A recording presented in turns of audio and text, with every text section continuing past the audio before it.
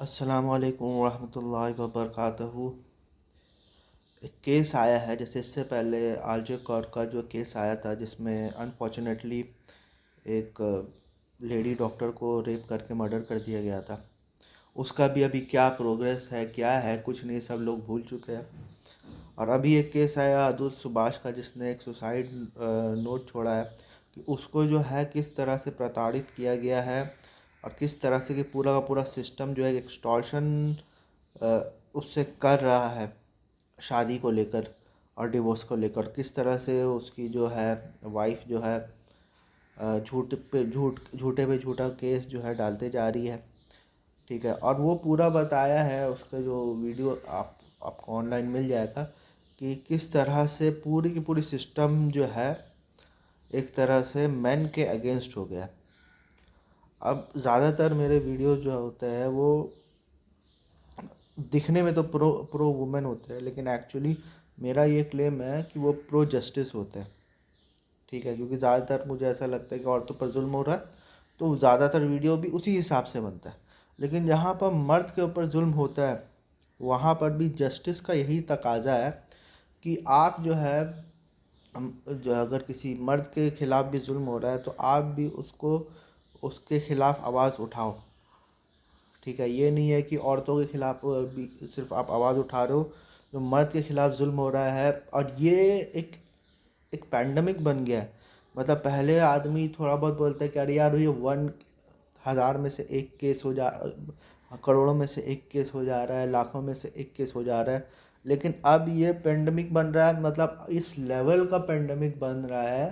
ये फेमिनिज्म का जो फितना है, इस लेवल का जो है पेंडेमिक बन रहा है कि आप खुद जो है अपने पर्सनल रिलेटिव्स में ये सब केसेस देखने लगोगे, अपने नेबरहुड में ये सब केसेस देखने लगोगे। ठीक है, इस लेवल का जो है एक तरह से ये हो रहा है। और एक चीज़ तो मैं, एक कॉमन ट्रेंड तो ये देख रहा हूँ कि क्या हो रहा है। पहले क्या होता था कि पहले जो है लड़के की माँ जो है जुल्म करती थी, दहेज का डिमांड करती थी और जो है अपनी बहू को जो है पूरी ज़िंदगी परेशान करती थी। अभी क्या हो गया है कि अब लड़की की माँ जो है आज के डेट में वो ये सब काम कर रही है। वो वो जो है अभी एक कॉमन ट्रेंड मेरे को दिखने को मिल रहा है, वो खासकर हिंदी बेल्ट में, वो ये है कि लड़की की माँ क्या करती है। वो जो पहले तो एक तो अरेंज मैरिज से तो आप मेरा जो है समझ लो यकीन ही उड़ गया है। ठीक है, तो सबसे पहले तो यही है कि भाई अगर करना है तो लव मैरिज करो, जिसको तुम जानते पहचानते हो, जिसके साथ तुम्हारा फिजिकल और इमोशनल अट्रैक्शन है। सिंपल सी बात है भाई, 100 की सीधी बात कि arrange marriage is dead now, specially in India. ठीक है, तो कोशिश करो। मैं ही नहीं बोलता हूँ कि जो सबके सब जो है लव ही करो, शायद पॉसिबल नहीं होगा, शायद मेरे लिए भी पॉसिबल ना हो। लेकिन कोशिश, प्रायोरिटी हमेशा जो है लव मैरिज के ऊपर रखो, क्योंकि लव मैरिज में बचपन से आपको सिखाया जाता है कि लव मैरिज नहीं चलती, अरेंज मैरिज चल जाती है। भाई देखो ना, यही नतीजा ना अरेंज मैरिज का। सामने वाला बंदा जो है वो शादी.com से आया था, अरेंज ही थी, लव तो थी नहीं। ठीक है, तो इतना प्रताड़ित उसको होना पड़ा। हम मैं तो ये बोल रहा हूँ कि no marriage is still better than bad marriage. Bad marriage में आप डिप्रेशन में जाते हो, एंजाइटी जाते हो, और अल्टीमेटली लोग जो है सुसाइड कर रहे हैं। भाई सुसाइड का रेट देख लो मैन लोग का। ठीक है, और मैं अब तो पर्सनली ऐसे केसेस जानता हूँ जहाँ पर मैन के ऊपर जो डोमेस्टिक वायलेंस होता है और उन्होंने सुसाइड भी किया है। सुसाइड केसेस भी जानता हूँ जहाँ पर वुमेन जो है इतना प्रताड़ित करती है मैन को। अब मर्द, औरत का क्या है कि औरत जो है पूरी दुनिया में बता सकती कि मेरे साथ जुल्म हुआ। मर्द अगर बताएगा तो उसकी बेइज्जती होगी कि यार तू कैसा मर्द है, अपनी अपनी जो है जोरू को तू संभाल नहीं सकता है। ठीक है, तो वो क्या करेगा, वो किसी, there is no one to talk about. तो जब there is no one to talk about तो वो क्या करता है, वो अपनी जान ले लेता है कि शायद इससे लोगों को समझ में आए कि मैं क्या किस चीज़ से गुजर रहा हूँ। वो बेसिकली यही चीज़ करता है ना। उसके पास आपने रास्ता क्या छोड़ा, तो उसके पास आपने यही रास्ता छोड़ा। और आप देखना वो वीडियो में अतुल सुभाष जो है वो जब 1 घंटा 20 मिनट 80 मिनट का टोटल वीडियो है, और एक जगह भी वो बंदा इमोशनल नहीं हुआ है। पूरा पूरा एलोक्वेंटली डिस्क्राइब किया है कि उसके साथ क्या हुआ है। हाईली आर्टिकुलेट बंदा है। पूरा जो है स्टेप बाय स्टेप वो बताया है कि किस तरह से जो है पूरी की पूरी सिस्टम जो है रिग्ड है। उस सिस्टम में उसने जज को ब्लेम किया है, उसने जुडिशरी को ब्लेम किया है, उसने जो है अपनी वाइफ को बताया कि वो क्या करती थी। और इतने हॉरिबल डिस्क्रिप्शन है। सेक्सुअल सेक्सुअली कितने हॉरिबल डिस्क्रिप्शन है। वो ये बोलता है, मतलब मैं तो सुन के शॉक हो गया है कि ये जो बोलती है मेरे ऊपर अननेचुरल सेक्स का जो इल्ज़ाम लगाया गया है। भाई नेचुरल सेक्स भी जो मेरे को 6 महीना में एक बार करना पड़ता है, और उसकी वजह उसने बताई है। तो वो मेरे लिए इतना शॉकिंग था और इतना डरावना था कि वो वजह वो ये बताई है कि ये जो है 5 5 दिन तक नहाती नहीं थी। ठीक है, और जब वो लोग सेक्स करते थे तो ये उसकी जो आर्मपिट को चाटती थी।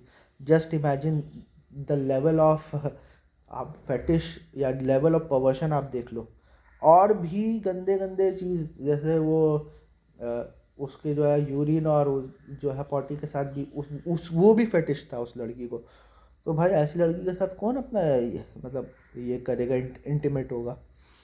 ठीक है, एज अ मैन जो है मैं सुन के इतना अनकंफर्टेबल हुआ हूँ एज अ मैन। हालांकि मैन लोग जो है इतना सेक्स को लेकर जो है, या सेक्स की बात को लेकर जो है इतना ऑकवर्ड या अनकंफर्टेबल नहीं होते, ज़्यादातर वुमेन होती है।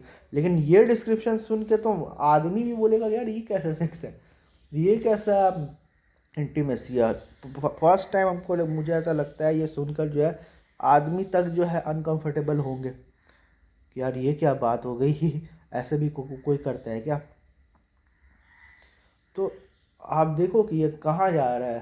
ठीक है, मतलब किस तरह से मर्दों को जो है वो एक्सप्लॉइट किया जा रहा है। और हम लोग अगर आवाज़ नहीं उठाएंगे, आप देखना जब निर्भया कांड हुआ था या फिर जितना भी रेप के जो केसेस होते हैं, तो मर्द हमेशा फोर फ्रंट में रहते हैं औरतों को सपोर्ट करने के लिए। और मर्द जो है इस चीज़ को जो है पर्सनली लेते हैं। पर्सनली ये लेते हैं यार, उनको ऐसा लगता है कि आज अगर इस लड़की के साथ हुआ, कल हमारी माँ बहनों के साथ ना हो जाए। तो औरतों को भी चाहिए कि भाई तुमको भी सोचना चाहिए कि तुम्हारे भाई के साथ ये ना हो जाए।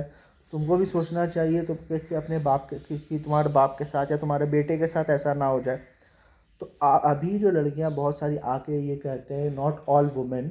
तो भाई रेप के केसेस जब कोई आता है और उस वक्त कोई आदमी बोल देता है नॉट ऑल मेन, तो कैसा लगता है? अच्छा तो नहीं लगता है ना।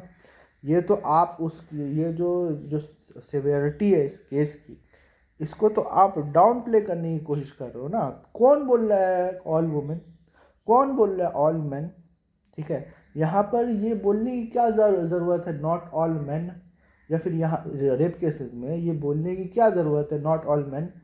या फिर इस टाइप के केसेस में जहाँ पर इतना उसको प्रताड़ित किया जाता है मैरिटल इशू में, कि वो बंदा जो है अपनी जान लेने पे मजबूर हो जाता है, सुसाइड करने पे मजबूर हो जाता है। तो उस पर अगर कोई आके ये बोल देते नॉट ऑल वुमेन, तो कौन बोल रहा है कि ऑल वुमेन? कोई तो नहीं बोला। पांचों उंगलियां भी बराबर नहीं होती है। तो ये सब इस टाइप की इनसेंसिटिव बात करके जो है केस का रुख जो है मोड़ देना, बात को घुमा देना जो है, ये सब चीज़ नहीं करना चाहिए। औरतों को भी आना चाहिए, क्योंकि भाई अगर मर्द एग्जिस्ट, औरत also exist, you are also a part of society. Even you have responsibility towards other fellow human being, and that includes man. आपको जो है सिर्फ ये जो जितने भी फेमिनिस्ट बनते जाते हैं या जितने भी अपने आप को फेमिनिस्ट क्लेम करते हैं और वो बोलते हैं कि feminism means equal rights between man and women, वो क्यों नहीं आके जो है मैन राइट्स के ऊपर बात करते हैं? If it is equal rights of man and women both, then why the hell I have never seen a single feminist talking about men's right? Show me a single feminist who claims herself to be a feminist and she is talking about men's right. I haven't heard a single one. Please, if anyone knows, I'll be very grateful to you if you provide me any link of a video where a feminist is talking about the rights of men and how they are violated, because you are claiming that it's about equal rights between men and women. So you should walk the talk. You are only talking, but you are not walking the talk. You are literally showing that feminism is nothing but female preference of female or privileges of female over men. This is what you are doing literally. In practice, in theory, you say that feminism means men and women are equal, but in practice, you are literally showing that women are somehow superior gender to men. So at least stop being hypocritical. Red pill movement को मैं इतना criticise करता हूँ, लेकिन वो जो है खुल के आके बोलता है कि वो जो है मैन को जो है सुपीरियर मानता है। वो कभी भी ये नहीं बोलता है कि man and women should be equal. वो मैन को सुपीरियर मानता है। तो वो may be he is that this claim is arrogant that men are superior to women. This claim is arrogant, but at least they are not lying. At least they are not being hypocritical. But the feminist or the feminism movement are being a hypocritical movement. एक दोगला movement ये चल रहा है जिसमें ये बताया जा रहा है कि मैन और वुमेन इक्वल। आप सीधा बोलो कि मैन और वुमेन इक्वल नहीं है। वुमेन जो है वो बेटर है मैन से। ये भी एक एरोगेंट क्लेम होगा, लेकिन एटलीस्ट आप सच तो बोल रहे होंगे। क्लेम तो दोनों गलत है, क्लेम तो दोनों एक्सट्रीम पर है, चाहे वो रेड पिल हो, मगटा हो या फिर फेमिनिज्म का हो। लेकिन at least red pill movement is speaking the truth. अगर वो एरोगेंट है तो डंगे के चोट पे बोल रहा है एरोगेंट है, पीपल विल बी एटलीस्ट कि भैया मेरे को नहीं अपनाना। लेकिन आप लोगों को क्यों बेवकूफ़ बना रहे हो जब when you are saying that feminism is about equal rights of men and women. It is not in practice, maybe in theory, but in practice it is not. और ये हमें साफ साफ दिख रहा है। I have never met a single feminist who talks about men's right. ठीक है ना। तो अच्छा, इस चीज़ में आजकल मैं पर्सनली बहुत सारे केसेस जान रहा हूँ जहाँ पर लड़की की माँ हो क्या रहा है, मैं आपको बताता हूँ। कि शादी होती है, अरेंज मैरिज, ये 90% या केसेस में अरेंज मैरिज इज रिस्पॉन्स, ठीक है। और बहुत मतलब उस वक्त जो है अच्छा ताल्लुकात होता है, हंसी मजाक होता है। लड़का भी जो है बोल देता है कि मैं भी माँ बाप के पसंद की शादी करूँगा, मेरे माँ बाप जहाँ चाहेंगे वहाँ मैं शादी करूँगा। शादी होती है, ठीक है, सब चीज़ अच्छा होता है, एवरीथिंग इज़ गोइंग फाइन, ठीक है। और क्या होता है, कोई ऐसा इंसिडेंट हो जाता है जो प्री प्लान्ड होता है।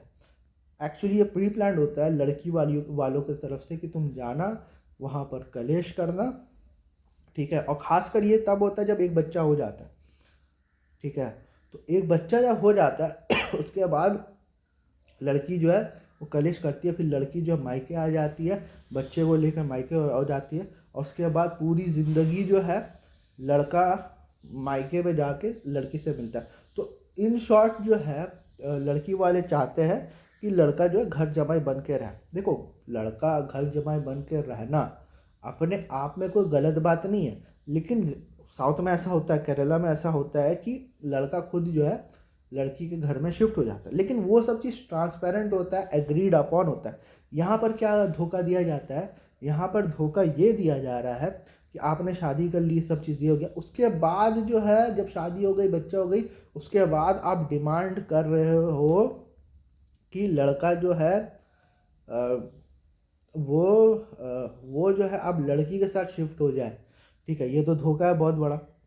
और अगर नहीं होगा तो मैं कलेश करूँगा। अगर ये चीज़ लड़के को पहले से पता होता, वो या तो शादी नहीं करता या तो वो मान लेता, दो में से एक चीज़ होता है ना। तो हर चीज़ जो है एग्रीमेंट के तौर पे होती। लेकिन यहाँ पर तो आप देखिए कि किस तरह से एक स्कैम, एक अलग लेवल का स्कैम चल रहा है लड़कियों वालों की तरफ से कि वो जो है चाहते हैं लड़के जो, और सिर्फ इतना ही नहीं, वो ऐसा नहीं है कि लड़का जो है घर जमाई बन के रहेगा तो वो पूरा का पूरा पैसा जो है वो मायका देगा, नहीं। वो उसको जो है मायके के ऊपर उसका जो ससुराल है, मतलब जो लड़की का घर, उस पर भी खर्च करना पड़ेगा। मतलब वो फ्री में भी नहीं रहेगा, वो इसमें जो है उसको खर्च भी करना, मतलब वो जाके रह रही है अपनी माँ के घर, तो इसको माँ और बच्चे का खर्च भी करना है। मतलब ड्यूटीज 100% है और राइट्स जो है 0% है मैन की आज के डेट में। ये भाई मैं अपने रिलेटिव्स में देख रहा हूँ, अपने फ्रेंड सर्कल में देख रहा हूँ, अपने रिलेटिव के सर्कल में देख रहा हूँ। ये मैं पर्सनल बता रहा हूँ, ये मैं न्यूज़ देख के नहीं बता रहा, मैं पर्सनली बता रहा हूँ कि ऐसा हो रहा है। मुझे कितने लोगों के कॉल्स भी आए हैं जो ये बात बोल रहे हैं कि ऐसा हो रहा है। लड़की वाले जो है बहुत ज़्यादा जो है इस तरह के जो है काम कर रहे हैं खास। तो हमें अब ये सोचना चाहिए कि हम लोग जो है एज अ सोसाइटी कहाँ पर है, किस लेवल पे है। और भाई आज के ज़माने में शादी करना is a big deal now. पहले बहुत नॉर्मल होता था शादी करना, अभी शादी करना अपने आप में एक चैलेंज बन गया है। ठीक है, बहुत बड़ा चैलेंज बन गया है, ख़ास कर मैन के लिए। वुमेन के लिए भी चैलेंज होगा, लेकिन मैन के लिए कुछ ज़्यादा ही बहुत बड़ा ये चैलेंज हो गया। तो मैं तो यही रिकमेंड करूँगा भाई कि try to do love marriage. ठीक है, मैं ये नहीं बोलता हूँ कि हर कोई लव मैरिज कर पाएगा। ठीक है, बहुत ही उसमें जो है उसमें भी अलग चैलेंजेस है। ठीक है, पहले तो आपको लड़की ही नहीं मिलेगी, ये सबसे बड़ा चैलेंज है। और दूसरा है कि चलो ठीक है, अगर कुछ नहीं तो अरेंज मैरिज ही हो रहा है तो हर चीज़ देखभाल के करो, हर चीज़ एग्रीमेंट में ये चीज़ करो, चौकन्ने होके करो। और मैं तो भाई अब तो ये पहले लोग बोलते थे जल्दी शादी करो, मैं बोलता हूँ भाई जल्दी शादी मत करो, सोच समझ के करो। एंड मैं एंटी मैरिज बात नहीं बोल रहा हूँ, लेकिन मैं एक चीज़ ये बात बोल रहा हूँ कि no marriage is still better than bad marriage. अगर नो मैरिज है तो भाई चलो ठीक है, आदमी जैसा था वैसा था वैसा है। ठीक है, अगर वो खुश नहीं है तो वो डिप्रेशन में भी नहीं है। बैड मैरिज में तो सीधा रॉक बॉटम हिट करता है और वो डिप्रेशन में चला जाता है, और पता नहीं क्या क्या होता है। उसका मेंटल हैरेसमेंट होता है, उसका साथ फाइनेंशियली हैरेसमेंट होता है, उसका क्या क्या हैरेसमेंट नहीं होता है, डोमेस्टिक वायलेंस भी होता है मैन के खिलाफ। अब वो उल्टा अगर मार दे अपनी बीवी को तो वो बीवी जो है उसके खिलाफ डोमेस्टिक वायलेंस का केस कर लेगी। लेकिन क्या औरतों के खिलाफ जो है डोमेस्टिक वायलेंस के केस को सीरियसली लिया जाता है? एफआईआर तक नहीं होता। So we are living in very difficult times.